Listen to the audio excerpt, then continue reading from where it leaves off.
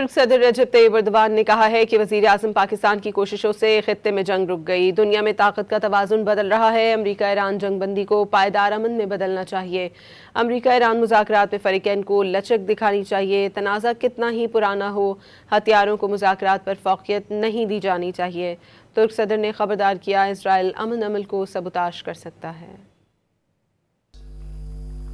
Dönem başkanlığımızda etkinlik ve bir kez daha vurgulamak istiyorum.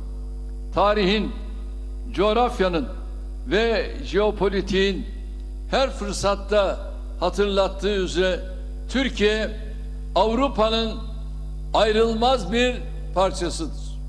Bugün karşı karşıya olduğumuz müşterek sınamalar Avrupa ile ortaklığımızın तुर्क सदर रजब Tayyip Erdogan ने कहा है कि वज़ीर-ए-आज़म पाकिस्तान की कोशिशों से खित्ते में जंग रुक गई। दुनिया में ताकत का तवाज़ुन बदल रहा है। अमरीका ईरान जंगबंदी को पायदार अमन में बदलना चाहिए।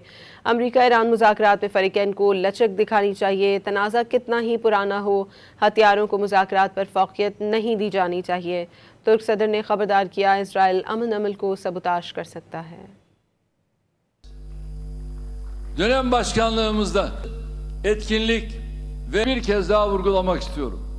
Tarihin, coğrafyanın ve jeopolitiğin her fırsatta hatırlattığı üzere Türkiye Avrupa'nın ayrılmaz bir parçasıdır. Bugün karşı karşıya olduğumuz müşterek sınamalar Avrupa ile ortaklığımızın